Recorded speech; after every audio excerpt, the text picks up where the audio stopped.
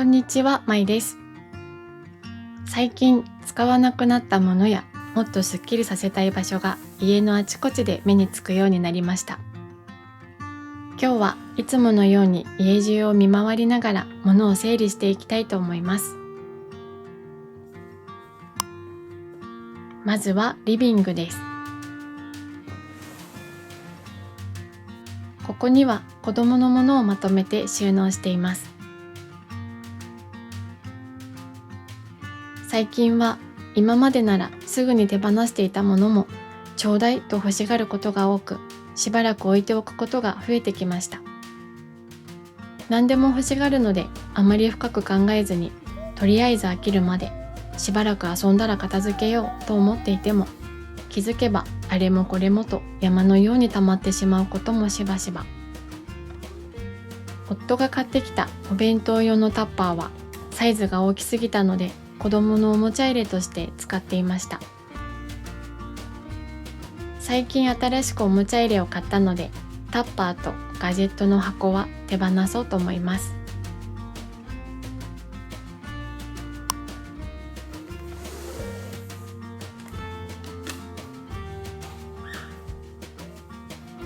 この梱包材は後で片付けようと足元に置いたまま放置されています。手をつけてしまえばこのちぎる作業もなんだかちょっと楽しい気分です。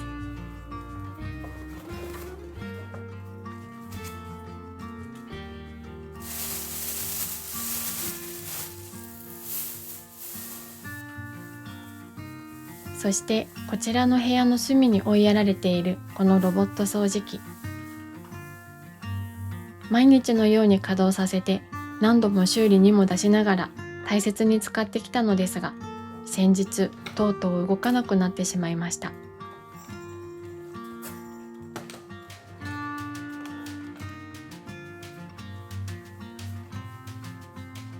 保証期間も過ぎ、修理に出すのは現実的ではないと判断し、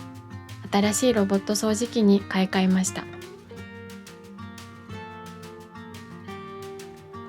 ロボット掃除機の処分方法を調べてみると、クリーンセンターへ持ち込むことでリサイクルができるようなので、明日持っていこうと思います。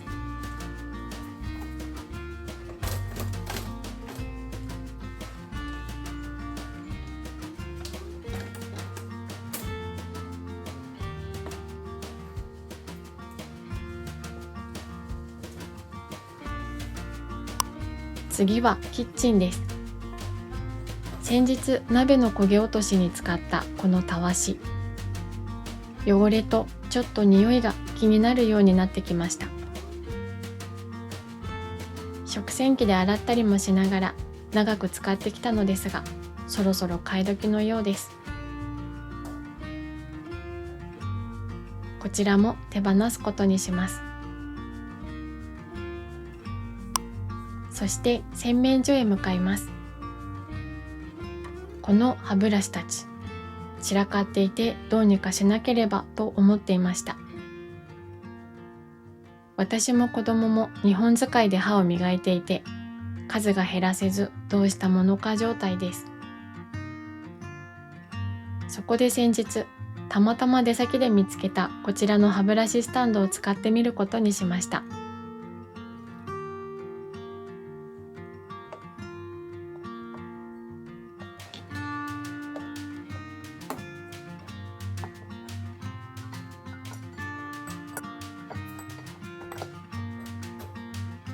なんかいい感じで、とりあえずこれで落ち着きそうです。これまで使ってきたこちらの歯ブラシスタンドは使い道もないので手放すことにします。洗面所下の収納も少し覗いてみると、壊れたロボット掃除機の専用洗剤がそのまま残っていました。新しいロボット掃除機では洗剤が使えないらしいので、こちらは処分することにします。さらに引き出しを見ていくと、シリコンのヘアゴムが出てきました。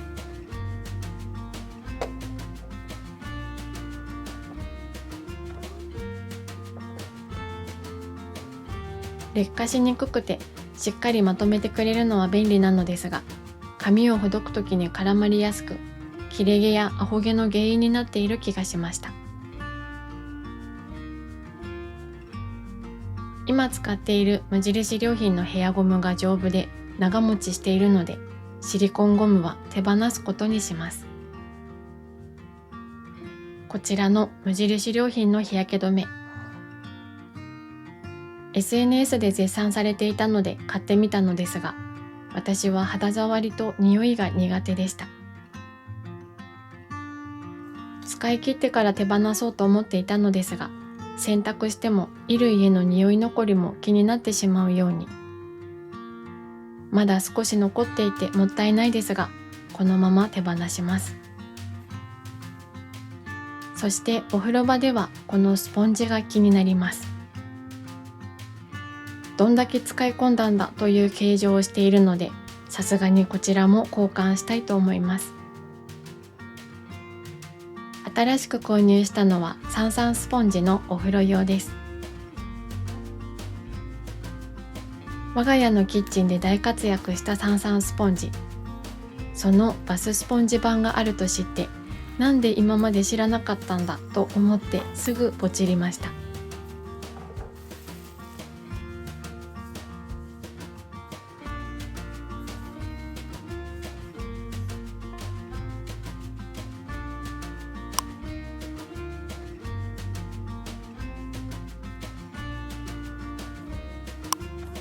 次は寝室へ。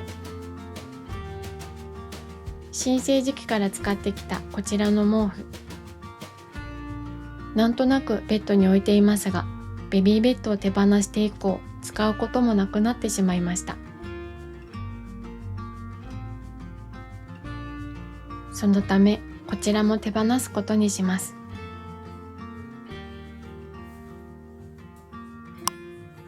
そしてクローゼットの奥にあるものも整理していきます。ここにはすぐに手放すのではなく、一旦保留として置いているボックスがあります。このボックスの中にしばらく眠らせておくことで、心の整理がつき、手放しやすくもなりました。サイズアウトした子供の洋服と、物を買った時についてきたメッシュの巾着袋は手放そうと思います。紙袋は使うことが稀にあるので、もうしばらくここで保管しておこうと思います。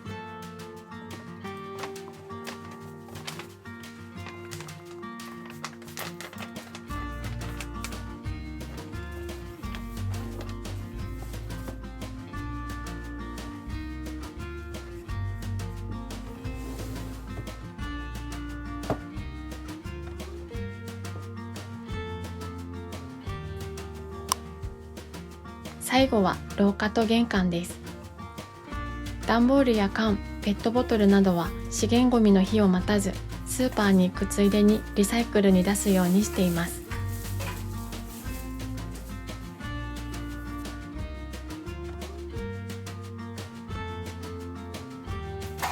玄関には靴を一足ずつ出しっぱなしにしています。最近夫が靴を買い替えたので、古い靴を一足手放すようです。我が家は靴の数が少ないので、下駄箱はほとんど物置のような役割になっています。その中を見てみると、ここにも壊れたロボット掃除機の付属品が置きっぱなしになっていました。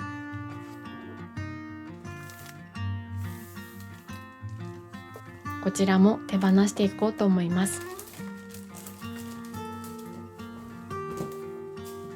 はい、これで家中をすっきりさせることができました。不要なものが気づかぬうちに溜まってしまうので、